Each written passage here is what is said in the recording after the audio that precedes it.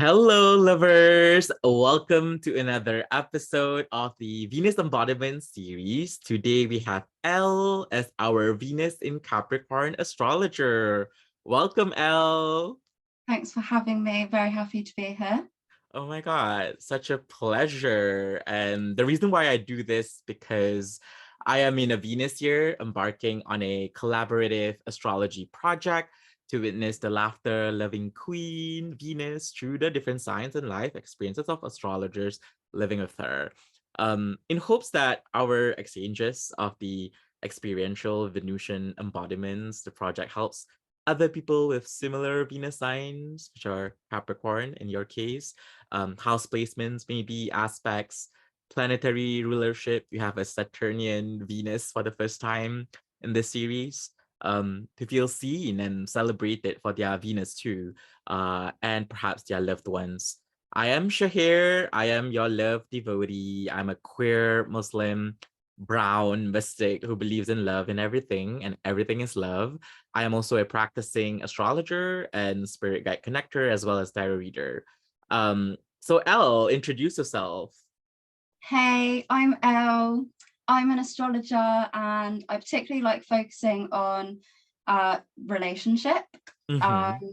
which feels very apt for today's conversation. But yeah, like everything seems to boil back down to relationship when I'm talking about a chart. So I've Oh my embraced that. God. I Um, love that. yeah, it's just it's my ruler of my chart is in the seventh. So of course I see everything Mm-hmm. through that lens. But yeah, Yeah. I love But just picking apart like the attachment that lies underneath everything, every decision we make, everything we do. oh my God. I love Yeah. that. And would you mind sharing your sun, moon, rising, your in addition to that? Yes, of course. So I'm a Leo rising with the sun in Aquarius and a Scorpio moon. Yes, yeah. And to those who don't know, I am a Sagittarius rising, Gemini moon, and an Aries sun. All right, let's start with my first question, which I always start with any and all astrologers. Um, what and who is Venus to you today? Mm, And how is your relationship to her? And that would be like more an added feature. mm. First off, I love that you specify today because that just holds space for that opinion to change. So yeah, thanks for that. I'm a Um, mutable moon, I get it.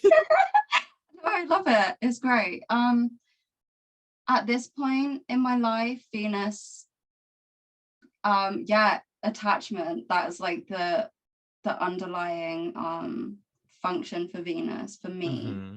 That can be kind of all of Venus's significations. It feels like attachment is the thing that joins them all. So I really like looking at her through that lens. Mm-hmm.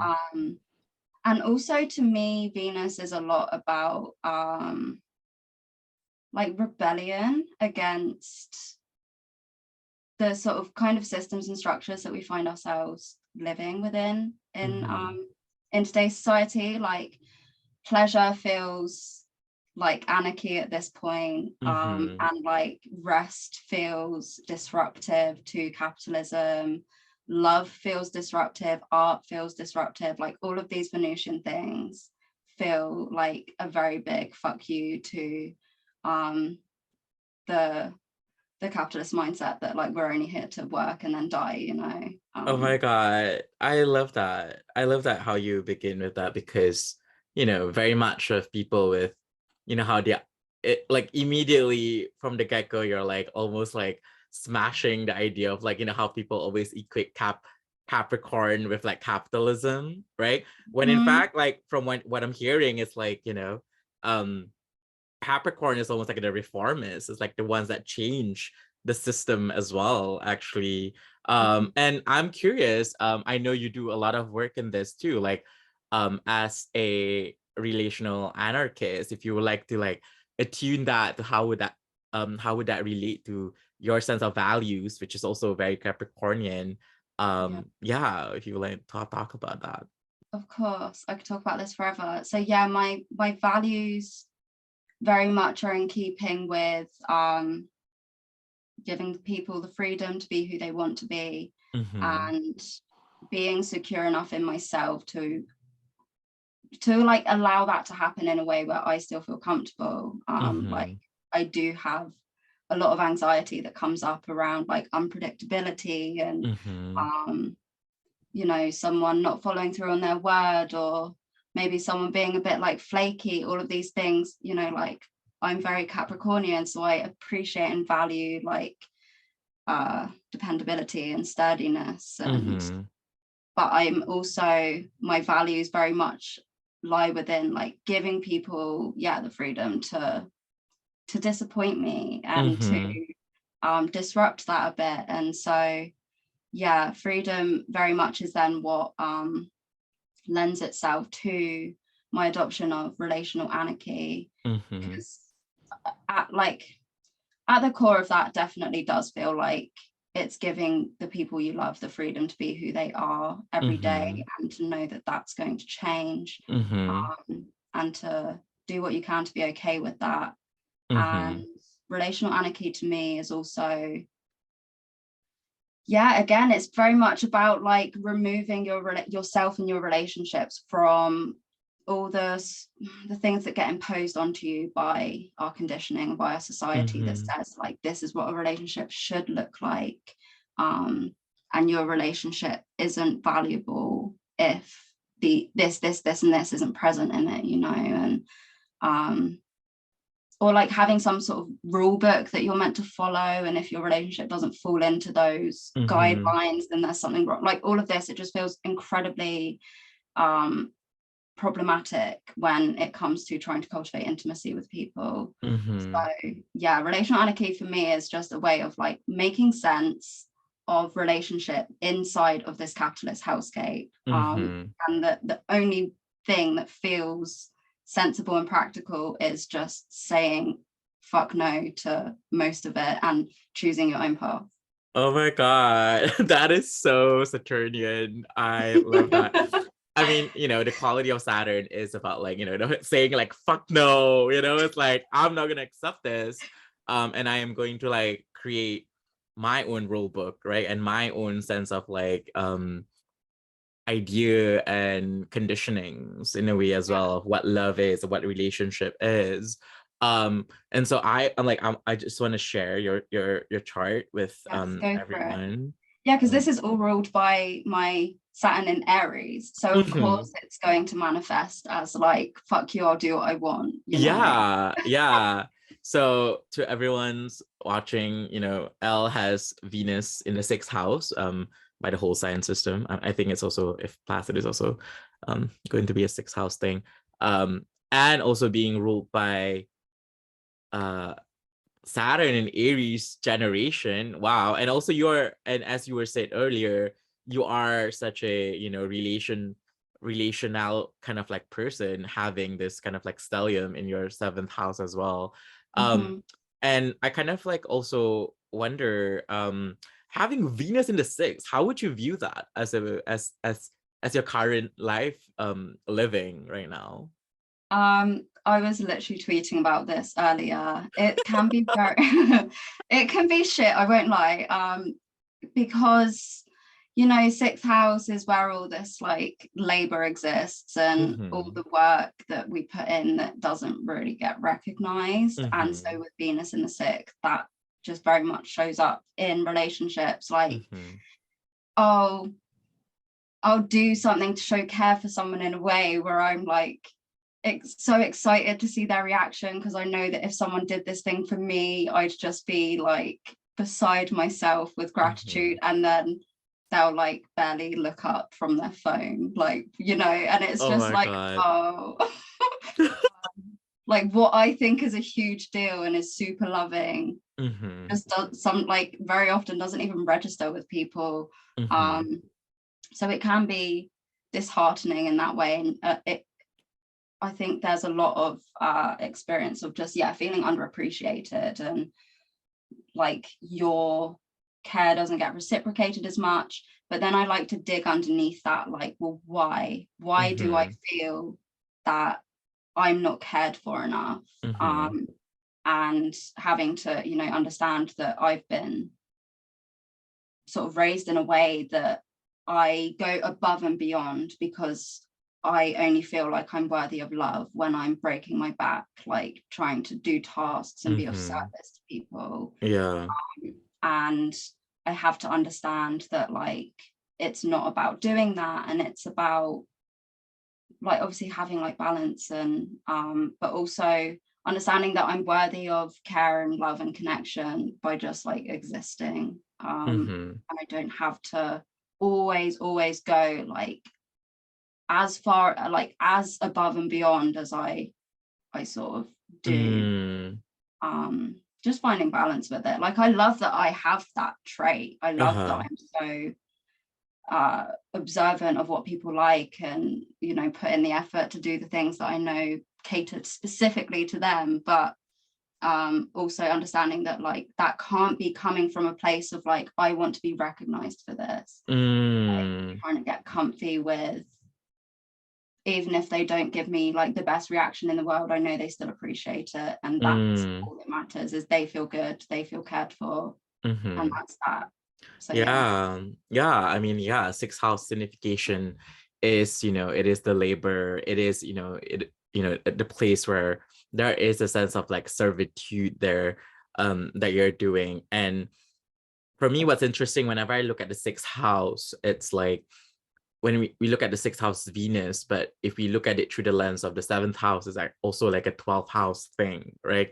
It's also like something that someone, it's like almost like a blind spot kind of like thing, right? Like you're doing the things, or perhaps like, supporting the structures of someone's lives in ways in which they don't even see it as supportive, but actually it is really helping them, right? Like knowing our quote unquote, I know this term is a little bit ableist at times, so like blind spot, like kind of like idea of like the places that you don't see, and having Venus there and having the planet of love there, that there is a sense of like, yeah, like a severe sense of like under appreciation to the kind of like offering and value that you would have given in certain sort of situations. So yeah, that's almost like a very literal way of like of it.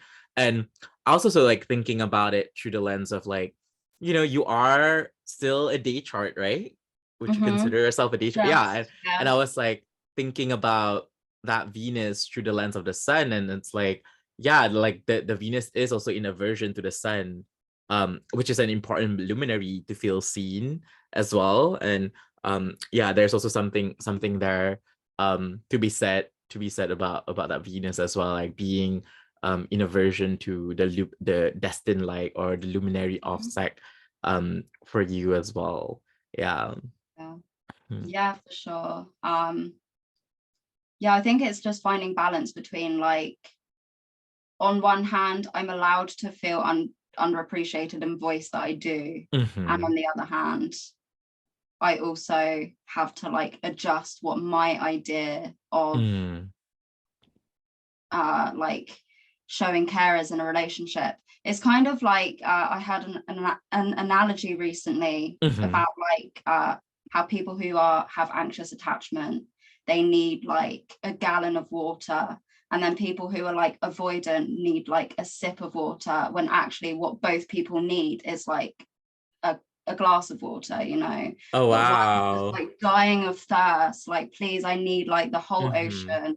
The other one's just like, I'm not even gonna drink the water, I don't deserve it. And it's like, no, there's balance to be had. So I know that my lens through which I view care is very much like, this is a resource that is lacking, like this is a scarce thing to me, and so I'm very like hyper vigilant when it's not there. Okay. Again, like Capricorn, Saturnian, like lack, everything's just, it's like barren and desolate there. Yeah. Like, that's not other people's fault, Yeah. that's not my loved one's fault, and it's not their responsibility to patch over that for me. It's both of our responsibilities, mine to voice it and work on myself on the side and take responsibility for my shit, and also my loved ones to know what's going on and follow through on the commitments that they make to me, so that I don't feel safe. Yeah, and something about that too feels also like there's also like obviously we can't talk about planet in silo, right? There's something about that where you're speaking to like for me also speaks to like, you're having, this moon in Scorpio in the fourth house as well, right? It's like Yeah. I mean it sees that Venus as well in a kind of like sextile relationship. And that is also part of it. And I kind of wonder, you do have like Venus and Neptune, and when I saw that, I was like, I'm not surprised. I was like, oh wow, I was like, oh yeah, they have Venus, Neptune, and also like she has that because yeah, I look at your offerings and stuff like that. And how do you feel being a Venus Neptune person too? Because I mean, on some parts, I already love that you're using water as an analogy because it's like Neptune. You're talking about that through the lens of water, which for me, Neptune in a way, Yeah, because I love use the that. tarot system a lot, and I feel like yeah, Neptune is almost like the god of water, like the sea kind of Mm-hmm. idea. Of And course. how does that feel for you with like Venus and Neptune together? And I also learned Venus. I've also trained in evolutionary astrology kind of like framework. Although I don't usually apply it as excessively, I would say. Right.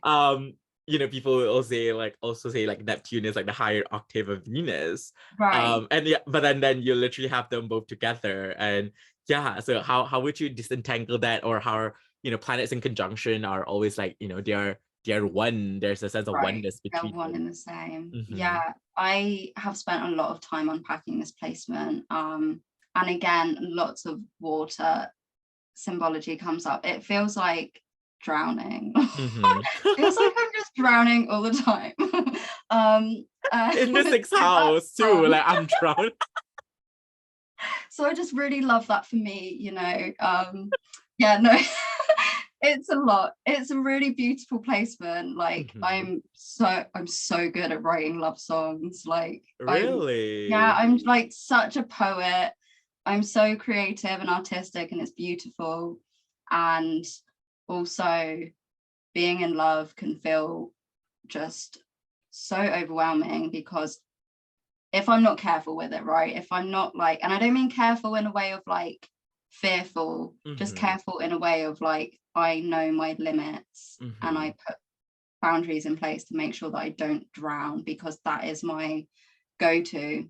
It's Mm-hmm. just like, oh, a new relationship, like let Mm-hmm. me absorb you, or no, not absorb you, like please absorb me into you. Like I don't want to exist anymore, I Mm-hmm. just want to be absorbed by you. Like it's so over Yeah. the top, and overwhelming. And obviously it's in Capricorn. Like my Venus in Capricorn wants structure and wants boundaries, but Mm-hmm. that Neptune in there is very idealistic and kind of subscribes very heavily to like every Disney film and rom-com that I've ever watched in my Mm-hmm. life, and says like, no, this is what your Yeah. relationships are meant to look like, they're meant to Yeah. come and rescue you, and you're meant to just live inside each other's pockets, and if that's not it, then it's not true love. And Mm-hmm.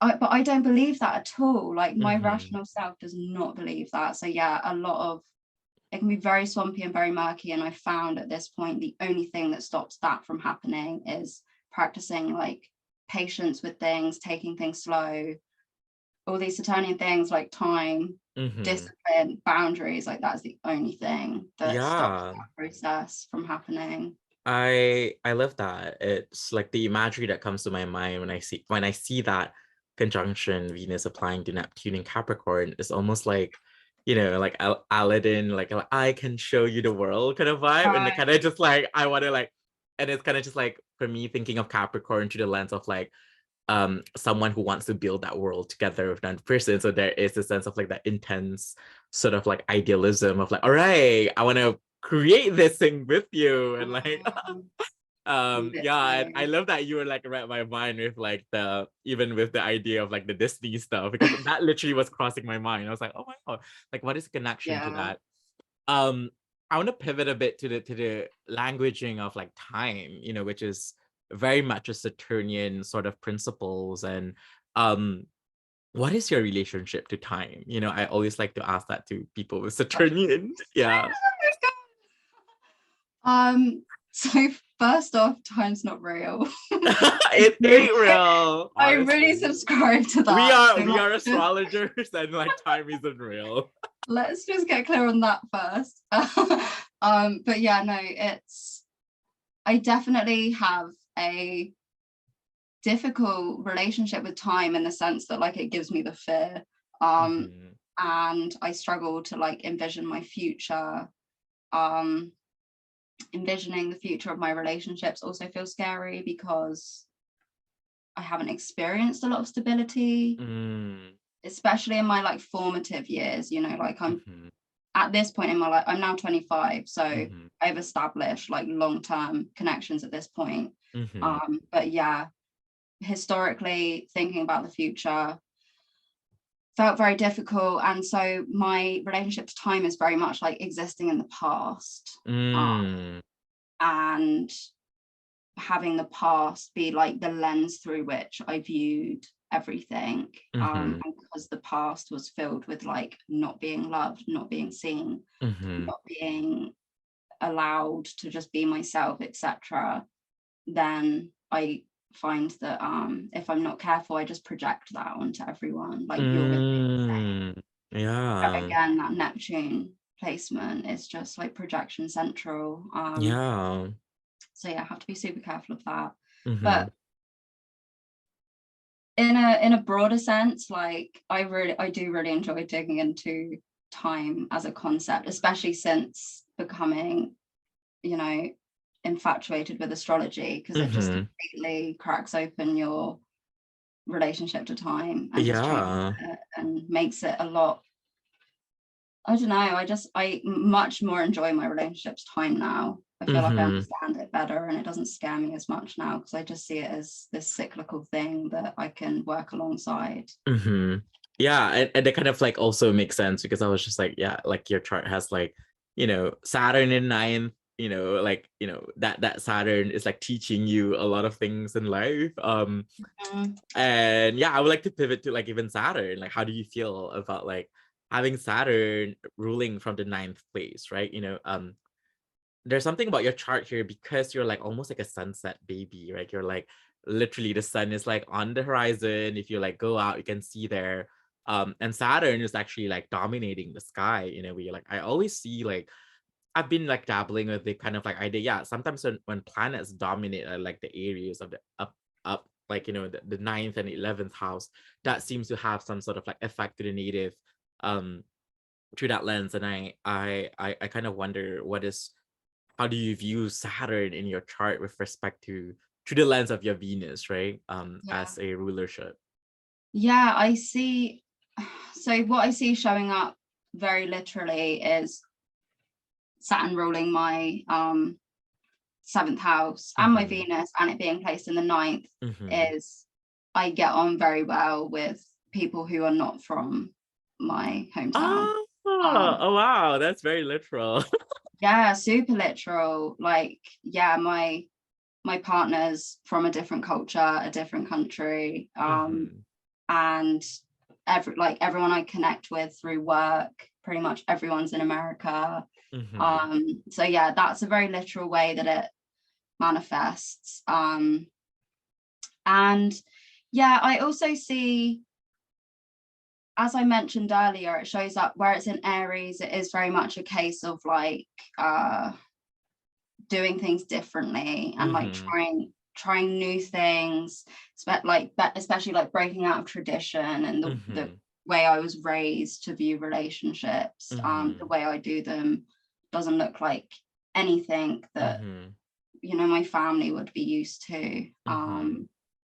And you know, it's also conjunct the South Node, which I feel like that doesn't really like work well in my favor when it comes to relationship stuff.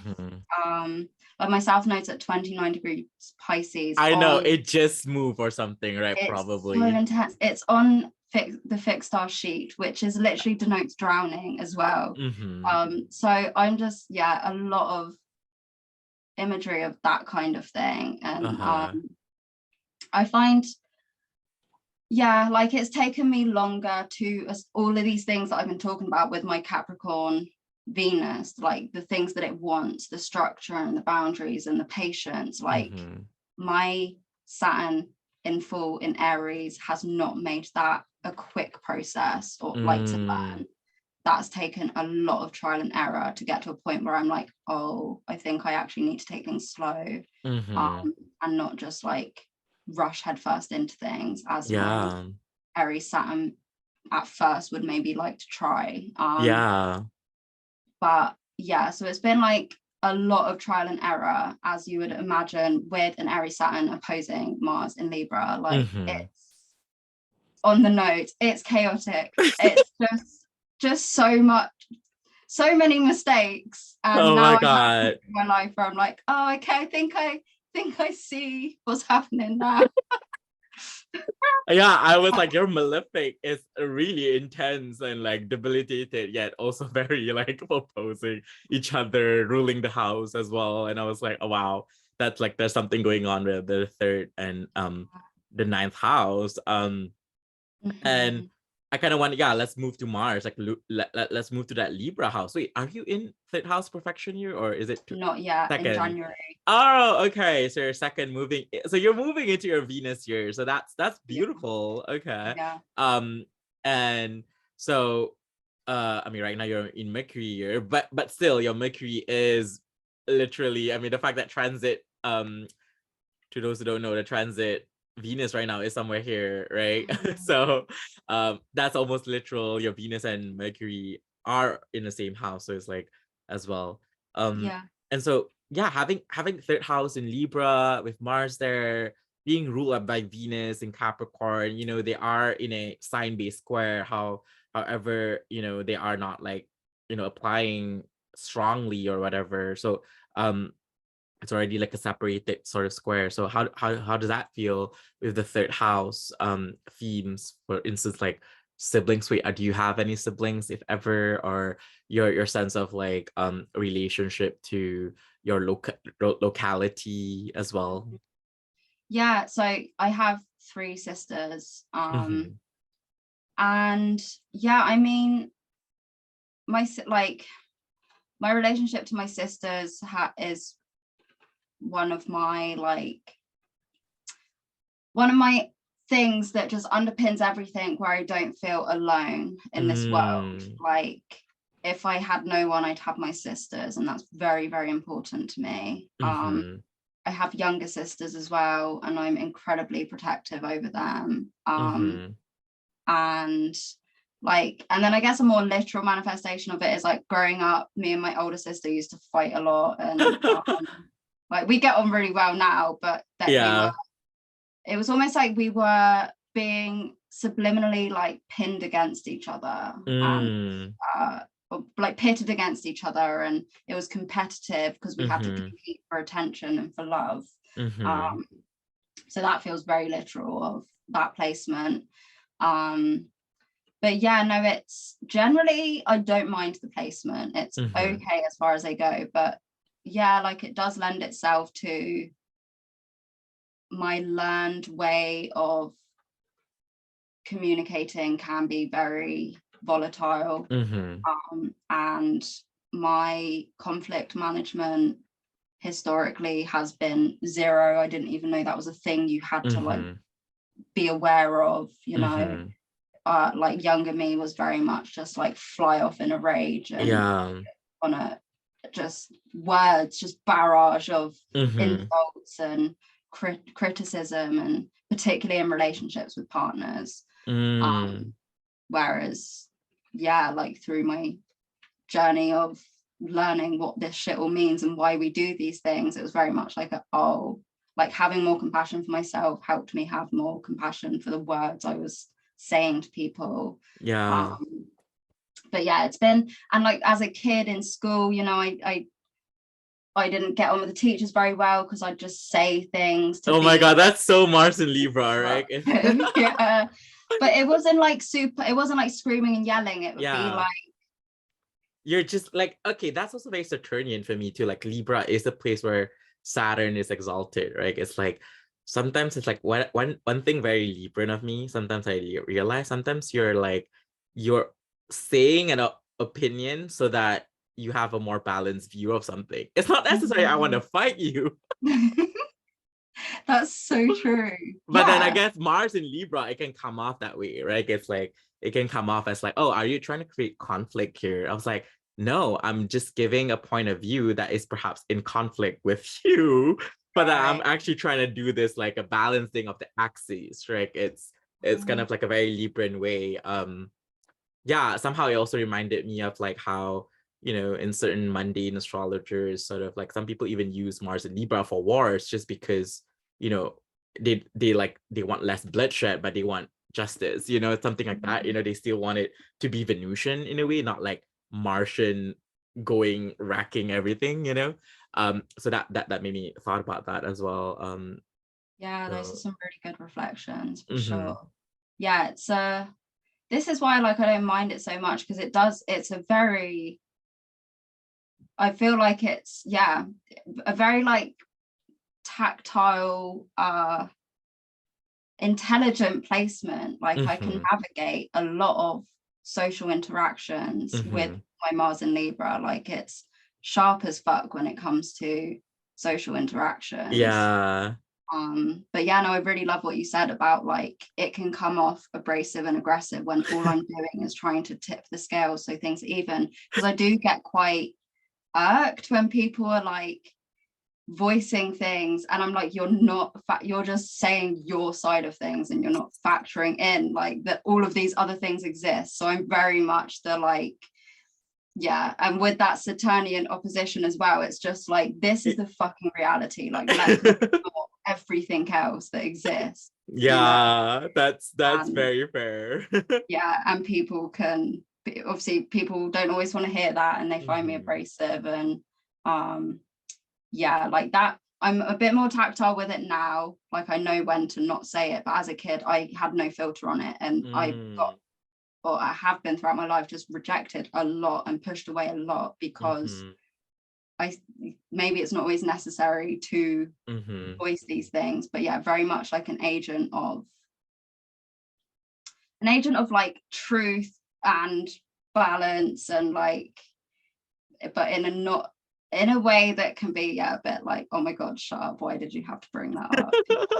It's like, let me say the thing. I know, but like that's also Mars, like, and I think it's like Mars is agitation. It's like, I have Mars, I also have debilitated Mars. It's like, Mars in Cancer, so it's like if you don't say it, then you will actually agitate you. It's like it will cause that sense of like unsteadiness even more sometimes. I feel there's like certain energies, if you need to honor it in one way or the other.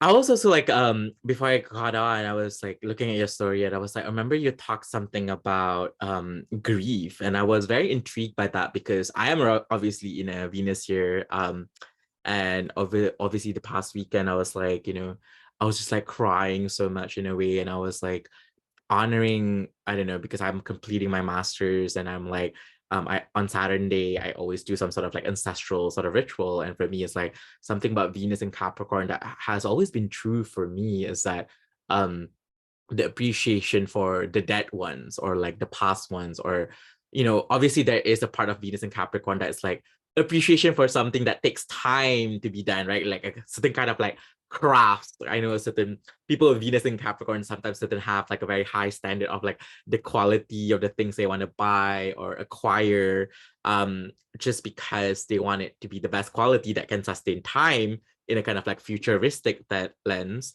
but also time in also like a past kind of like lens, as well as you kind of like alluding to that as well when you were talking about like your relationship.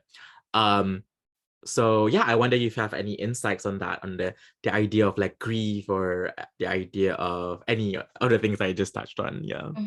Oh, I love this. I cannot stop thinking about grief at the moment, but like in the best way. Like I feel and believe that our inability, our collective, like, this is obviously a generalization and not everyone's going to fall into this category, but generally speaking, our collective inability to sit with our grief is such an issue, especially when it comes to building intimacy, because what I find happens is, especially like with Capricorn season and all these planets moving through Capricorn, like shit just happens and life is fucking hard. Like life will throw you through many loops, and it's just fucking difficult. Like, and if you're not sitting down and just voicing and expressing the feelings that come up when life is difficult, then that's just excess weight that you're carrying around. And I find that it's so important in our relationships, because let's say, for example, that your partner loses their job and then is having to scramble around to find another job, and so money's really tight, and let's say you guys don't live together, so this means that they have no money to come and see you, to like travel to come and see you, and because like Saturn's also going to put distance in between you, you know, like literal distance. Oh my and god. So there's nothing either of you can really do about that. And it's just one of those unfair, out of your control situations, but you have to deal with that reality. And if you're not grieving and like acknowledging that this hurts, and I wish I could see my partner more, and I miss them, and this sucks, and I'm scared, etc., then where is that sensation going? It's probably going to get projected onto the other person, and it's going to come out as like, well, you never make time for me, and you're the one that's, you know, choosing not to come and see me, etc. And it's not always that simple. It's not always that. Like, very often life is just difficult for our people, and they don't have the time, energy, or resources to like show up as much as you'd like them to. And so grief just feels so important. And grief also allows us to let people change, because when people are changing, the versions of them that you thought they were are dying, and you're having to grieve that. And if you're not grieving it, then you're just going to, you know, not be able to accept your people as they are, not let them change, get super critical when they show up differently to what you're used to. Just so many manifestations of unchecked grief, and it's all of those are going to like take you further away from your people and make it harder to establish trust and respect and intimacy. Oh my god, I love that. And I think it's like something about something you said, it very speaks to the archetype of like, you know, Saturn in a way, like, you know, stop doing everything and like process that, right? You know, it's like go through that feeling of the grief and acknowledging it, and, you know, doing whatever the work that you have to do with regards to and knowing existence. And it really made me thought about like that Capricorn, because Capricorn is, for me, in my head, I always see Capricorn as someone that, like, you know, creating some sort of like a new legacy sort of thing. So that I always see Capricorn that way. And how would that, you know, how can I even have a legacy if I don't even like put myself in this kind of just like reflection and, you know, stopping whatever that have been kind of just like doing concurrently and not checking, right? It's like, and I feel like, you know, sometimes capitalism can make us feel like you're just on the go, right? You know, it's like I just finished my finals, I just finished my this, and like on to the next thing, blah blah blah. And I think it is about like making time. Actually, like, you need to make time for your grief, right? You can't like that's also something very important for me in terms of my rituals. I feel it's just like it feels very important to make time for those griefs in relationship, as you were saying too. So I love those insights and allowing people to change, and as well, because time is needed for it, right? For that to be accomplished. Oh my god, okay, I love that. Do you have anything to add? Or I just want to re-drive that point home. Like, please, anyone listening, like, just give yourself time and space to grieve, and your relationships will thank you so much for it. You can't expect to move through this life not feeling utterly horrendous about things, because life can be horrendous sometimes. Yeah. And you And deserve to be your feelings deserve to be acknowledged, you know. And yeah, I think as well, like, I know there's many things you can like theorize about why we're so uncomfortable with grief, but yeah, I think, as you said, it's very much to do with like, part of it's the whole like 9 to 5 culture of like, you literally don't have the time.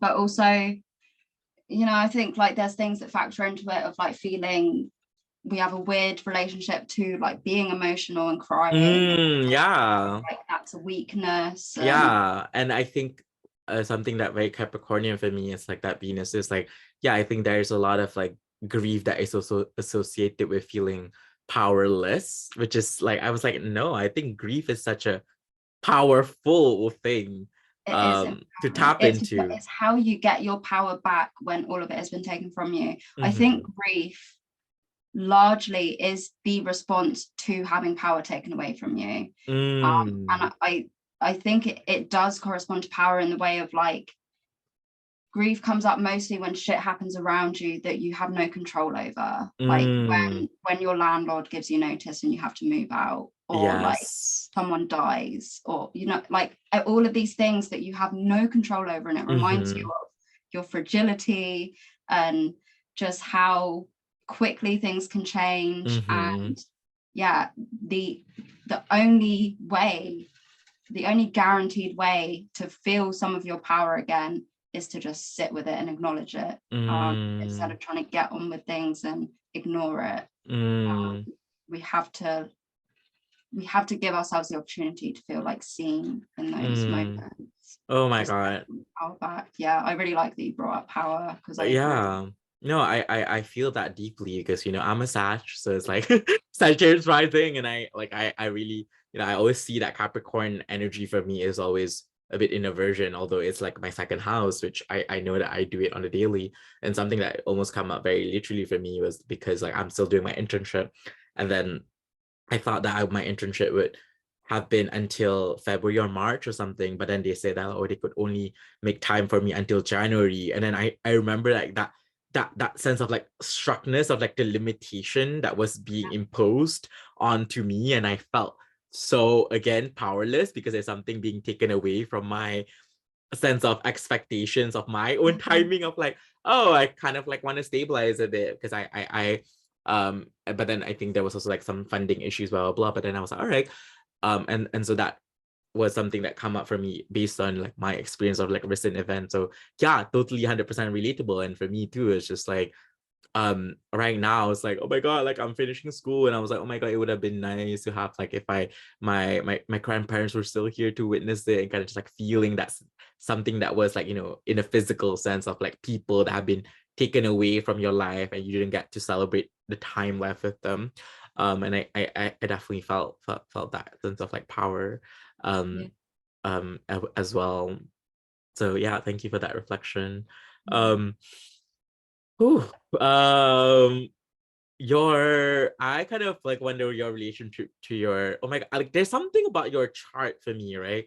It's like all the planets are so like on the other side. Like I am like I know there's a term for that, but I don't remember. But like all your planets are like literally like being bombarded, or like no wonder when you started off, you're like, you know, relationship is important for you. Obviously you have that 7th house energy as much as it is a 6th house, but yeah, like even the pattern of your chart, there's a lot about it about working with another person, and perhaps even seeing life through the lens of like, how are you in collaborative with another as well, huh?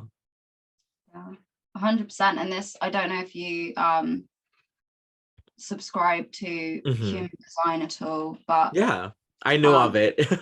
Right, yeah, I'm a reflector, so okay. So it's very much about like the other and who I am when I'm around certain people, and how much that can vary and change.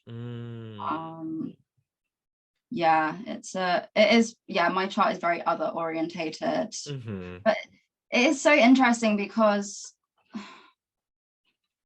I like in that is is the ruler of my chart. And so I feel like even though it's very other orientated, it's still very much like I still feel like I'm the center of all of it. And that's a Leo. That's a Leo rising. Right. I am the center of everything. Thank you. Yeah. No, it makes sense. Closed. No, but like that can definitely and has definitely shown up as like almost like bordering on, you know, being like narcissistic of like, this has to be about me, and I don't even see you in this scenario because I just view everything through my own pain. But now it's very much of like I know that I have this effect on people where I like centralize people and I like people gather around me, and I'm very much a beacon of light to which people are like drawn to. And I know that that's a really good and healthy process as long as I'm aware of it. And I know it's also, people only do that and respond to me correctly when I'm being myself. So I have to really prioritize, like, who am I beneath all of this? Who am I when you're not here? Tending to myself, I have to carve out so much time to just be with myself and tend to myself and keep myself at this like grounded base level, because it's very easy for my whole system to get like hijacked by other people's energy. And so when I'm doing that, when I'm in right relationship to myself and I'm really prioritizing me, then I get these like gorgeous connections that I crave, and like everything just like fits in around me in this really beautiful way. Yeah. Oh my God, I love that. And something about you that speak to you, like I remember your like the fire, the beacon you were saying. And I remember like I was introduced to you through your work with like a lot of Vesta kind of like sort of thing, and you have like Vesta conjunction, Sun and Vesta conjunction, right? Yeah. And so that feels very whole as well. And you know, I was also thinking that through your lens of your Venus, in a way, Venus in Capricorn, as in like, because I remember doing a reading a bit about your Venus in Capricorn in the solar decan, I feel, in the third decan of Capricorn, which has to do, which has to do with like being in their own throne, as in like being in the sense of like power of who they are, and from that point of power is how they are able to like execute things as well. Kind of just like thinking, I was like, okay, like those are some of like, I feel like the flavors of what you're saying too, and I really love that. Yeah, very much. And I think that's also reinforced by that being ruled with Saturn in Aries. Like it is very, I'm a big believer of, I have to know who I am in order to show up in my relationships in the way that I desire to show up, like to build the relationships that I want. It has to start with me knowing who the fuck I am, because I have that tendency to lose myself, and then things like unravel and fall apart. And it's very, very dependent on me, like taking responsibility for my shit, and putting myself first, and knowing that when I do that, it contributes to my relationships. And that's a big motivator for my self-care practices. Is like, part of me wonders if this is toxic, but it helps to motivate me to do it, so it's not too bad. But essentially it's knowing like I show up better in relationships when I'm looking after myself. Like that's a fact. And that's a very, courageous and, feeling in your power sort of energy too, right? I think that's such a universal experience where, sometimes we feel like we want to help other people, but like we just can't, we're just like, we really can't. And I love that shift in idea of just saying that like I need to take care of myself first, right? So that I can show up to you better. And isn't that a very beautiful and wonderful thing, right? So that I could be of service or of help or whatever to you, and me feeling good with myself, so I think that's almost like a prerequisite. I mean, Yeah, it should feel that it should way. be, right? It's Yeah. so important. And I'm Mhm. also very sensitive to when other people aren't doing that. Mm. And, you know, the older I get, the more I don't really have time for people who want to like, yeah, do this whole process of like melding into each other and becoming Mhm. very like enmeshed and codependent. Like Mhm. I've been there, done that, and very much have that tendency. So I have to be very like strict with who I'm letting into my circle. Mm. If they're not taking care of themselves, if they're not aware of their shit, taking responsibility for it, for like Yeah. not being better, because it's not always about like being more or being better, but just like taking Mhm. responsibility for themselves, taking care of themselves, loving Mhm. themselves. That's like my baseline, because if you can't do that, then you probably can't be in the type of relationship that I want to be in, because it's very much Mm. about like being able to follow through on commitments. And Yeah. you know, And that's my building love language. Building yeah. something, Yeah. you need your strength to build. Yeah, to build. Yeah. And I feel like, yeah, you need your strength to build. That's very fair and very true. And I Mm, agree. I 100% agree with that too. And I love that as a definitely as a philosophy. And I was just like, wow, that's amazing, right? Because I've been yeah. feeling that way too recently. I was just like, because someone was really asking for my help. And then I was like, wow, like someone is asking for my help, but like I don't think I could. Like I like, I'm such a Jovian sort of like giver, kind of like but then I was like something about this Venus and Capricorn. I was like, sure, like know your limits. And I'm like, all right, yes. And within that limits I can grow. And then how and from there I can move, like take the next step, Mm. kind of feeling, which seems to me very much like a Capricornian too, sort Oh, of knowing energy. your limits. Oh, Mhm. 100%. It's so sexy when someone can say no to me. Like, please say no to me more. Like, please tell me the things you're not No, capable it's of my love doing. language. Yeah, like honestly, like let me adjust my expectation. Like, don't tell me you can do all the Mhm. things if you can't, because then Mm. my expectations are going to be up here. Like, yeah, Yes. I love when people can be realistic about the load that they can carry. And Mhm. you know, and there's never any judgment, and I have so much patience for people, because as I said, I'm so very tapped into like it's not your fault usually. Like Mm. it's systemic issues. Like Mhm. are you from a background where you and your family has been oppressed? Like, have you been raised in poverty? Then you're Mhm. not going to have all these resources. Like time Yeah. and energy are fucking luxuries in today's society, and so I'm Yeah. never going to blame someone for not having that in excess. Mhm. But at least be real about it and own that Mhm. and tell Mhm. me, Oh my so I know God. what to expect, you know? Oh my God. I love that. Yeah, it really speaks to um the sense of your Venus is like very loud in that lens. I was like, oh wow, that seems because in tarot, I think that can is correspond to like Four of Pentacles, and that sense of like, yeah, like knowing the limits, and from there then you can take risks or even give out, right? So it's like there is that sense of agency that exists within that kind of like framing and operation of Yeah. being. I would like to talk a bit about your 10th house, your Taurus. How would you view that as like your 10th house ruling? I mean, you don't have anything in your 10th house except for your fortune. But yeah, so how does that feel of like your Venus in the sixth ruling that 10th?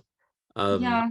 have you always wanted, like, how do you view that Taurus 10th house? And I mean, part of it you're already explaining, I feel, but yeah, if you have any other Right. insights.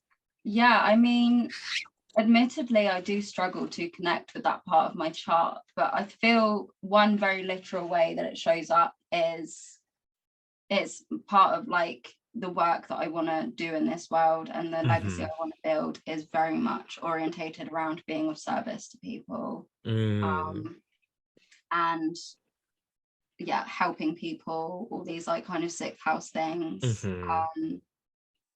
And I guess, yeah, I am, yeah, actually, no, now I'm thinking with that like Taurus Capricorn combination, like I'm very concerned with establishing like security and Mm. safety for Yeah. that withstands the test of time.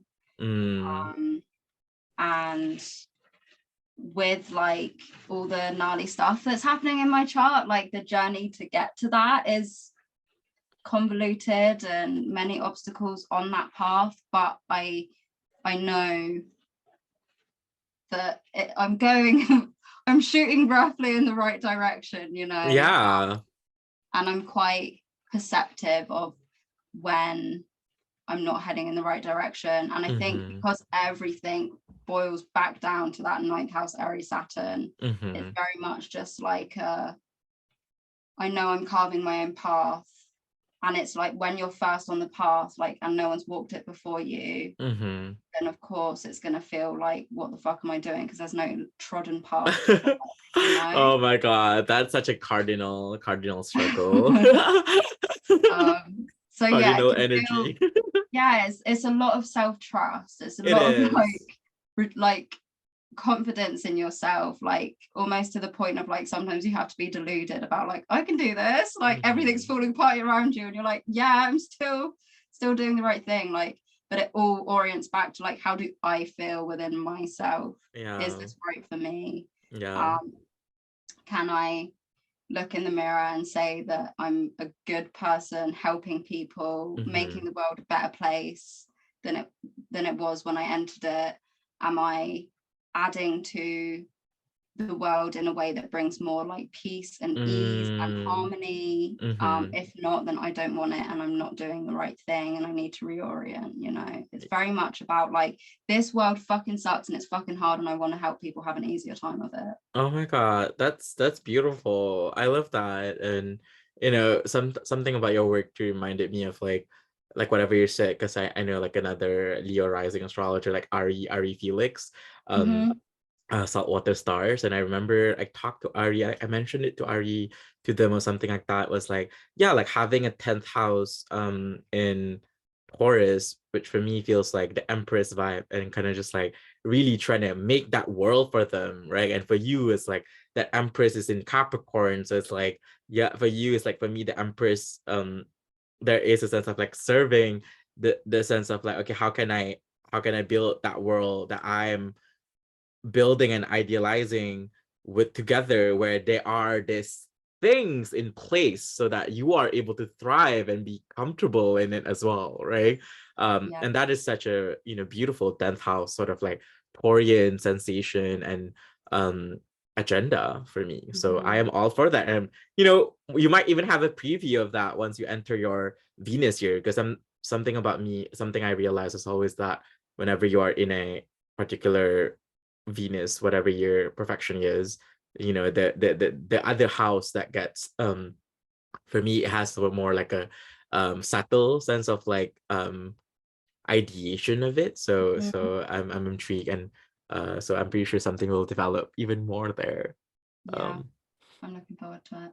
Yeah. Okay. Is there anything, I always ask people if there are any, are there any Venus and Capricorn wisdom? If there are any celebrities you love, Venus and Capricorn, whatever you have, to share. Anything else? So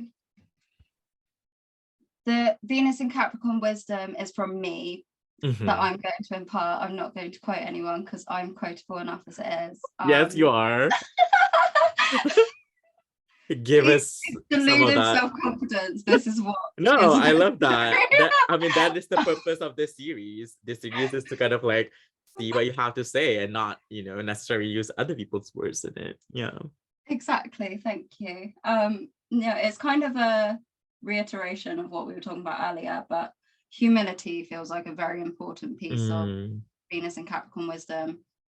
Humility in relationship, because, and for those who don't know, humility is essentially the ability to admit that you don't know shit and that you have the capacity to be wrong.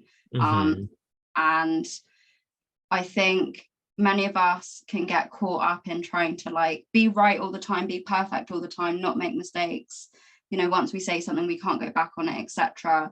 And like that doesn't feel very wise to me or very productive to me or conducive to building intimacy, because people change, shit happens, you change, you're going to be wrong, you're going to say dumb shit. And also, as what we were saying about owning your limitations, so humility feels like a really important piece on like, you're okay, it is safe to, or I can't say that it's safe, but at least trying to foster a safe environment in your relationships for you to be able to hold your hands up and say like, this is my limit, this is what I can't do, so that your people can adjust around that.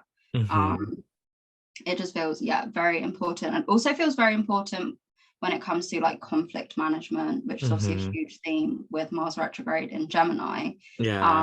Like learning how to like communicate through difficult times where you maybe would love to like blow up and start screaming at someone, but is that conducive to fostering trust and intimacy in your relationships? No.